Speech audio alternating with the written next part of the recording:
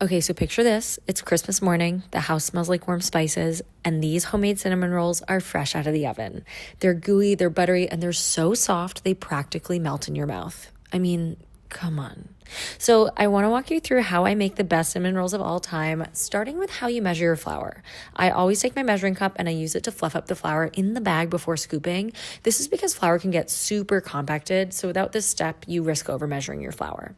Next, let's talk yeast. Unless your yeast is super old, you don't have to pre-soak it with your liquids. That's really done to double check that the yeast is active. So as long as yours is fresh, save yourself the extra step, toss it in with the flour.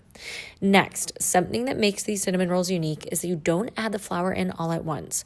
You start with this almost batter, which gives the glutens in the flour a chance to kickstart, and I find it produces the best bread texture.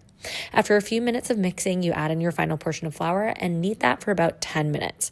Now, it's a pretty soft dough, but it should pull away from the sides of the bowl like this. You'll know it's ready when you can take a little bit between your fingers and see light through it without it breaking. Once that's done, it's time for the dough to rest and rise. The big thing here is making sure your dough sits in a warm place, whether that's a proofing drawer or a warm spot in your house. Right, so here I had to change because I had a minor fiasco while filming another video, but anyways, next up is rolling out your dough.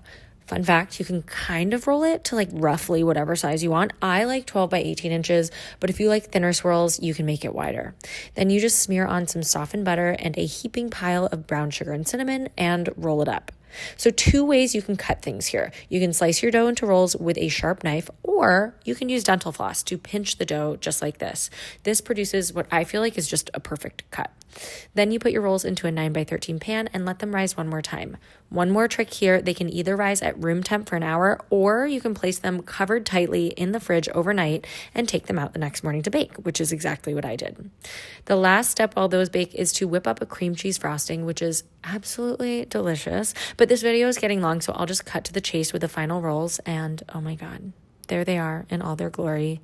Cream cheese frosting on top while they're still warm, obviously. And just look at that cinnamon sugary bottom. And the texture, you guys, oh my God.